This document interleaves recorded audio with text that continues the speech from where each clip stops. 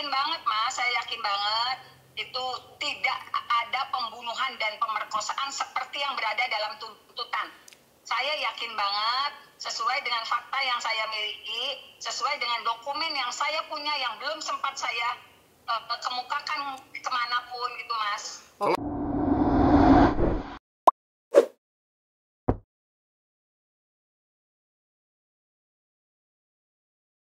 Kenapa Bu Titin sampai saat ini masih membela Sudirman? Ya mungkin lebih jelasnya Bu Titin bisa ceritakan kenapa nih Bu Titin nih?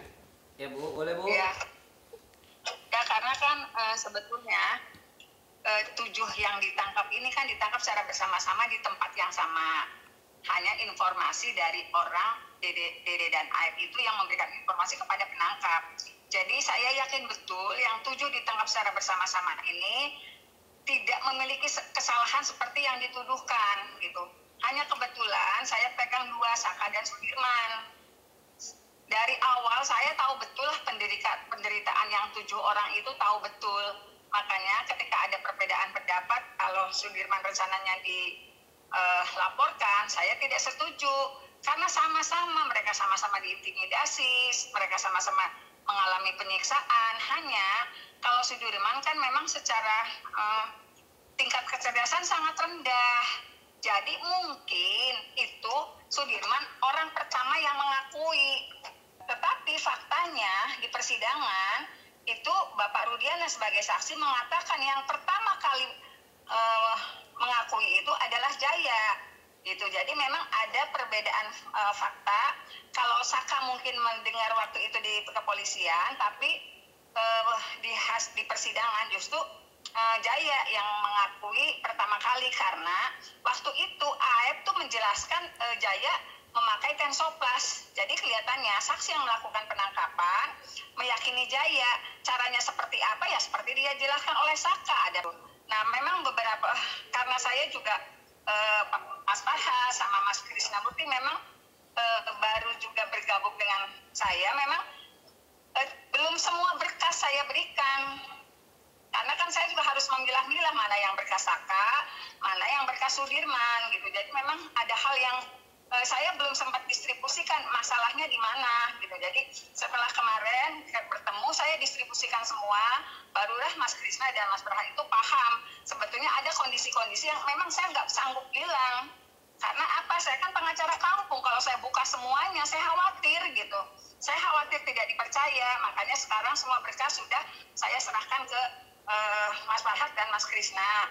Hanya memang ada satu lagi berkas yang belum, dokumen yang belum saya berani kasih, dan itu akan menjelaskan secara nyata apa sih sebetulnya persoalan yang terjadi. Itu aja Mas ya.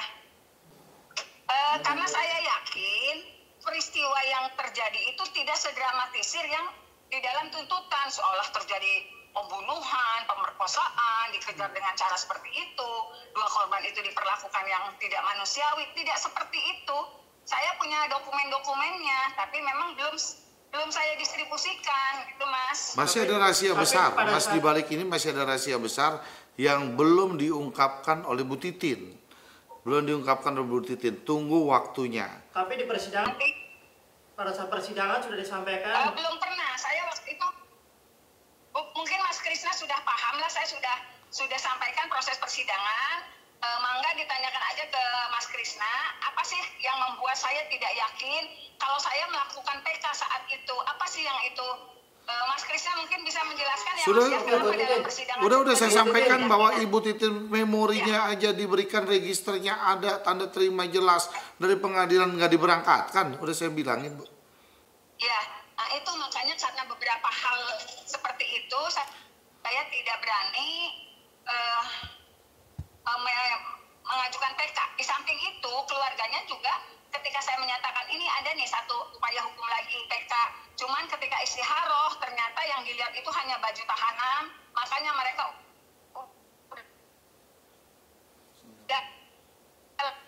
apa sebabnya saya juga tidak mengambil putusan PK gitu, karena memang sudah sangat kecewa dengan beberapa hal yang terjadi sebelumnya. Titin artinya dan dokumen itu sudah saya simpan lama banget. Oke. Di tempat rahasia Bu Titin simpan. Saya yakin banget Mas, saya yakin banget itu tidak ada pemerkosaan seperti yang berada dalam tuntutan.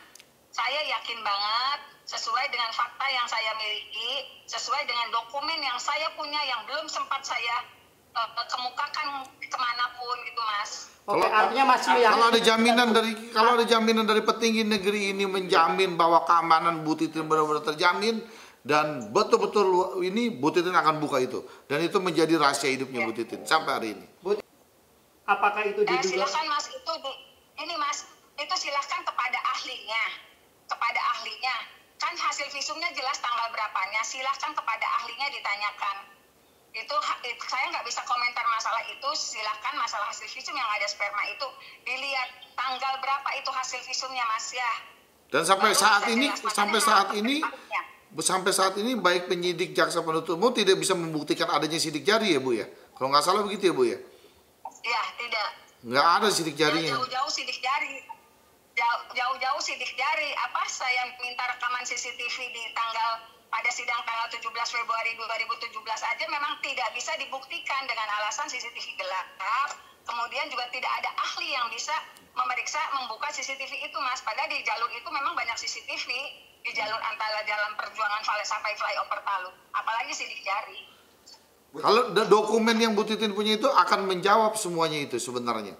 Itu masih dipegang itu oleh Bu Titin. Semuanya. Itu akan menjawab semuanya. Tidak ada pembunuhan dan pemerkosaan seperti yang disampaikan dalam tuntutan. Tuh, jelas ya. Jelas tuh. Banget, ya. Dokumen itu. Bu Titin. Ya intervensinya siapa, Mas? Orang saya juga kan saya yang pegang perkara ini dari 2016 2017, Mas. Saya masih punya dokumen yang belum sempat saya buka. Masih ada dokumen yang belum berani saya buka. Alasannya Bu? Wah ini bahaya masalah keamanan Bu Titin ini.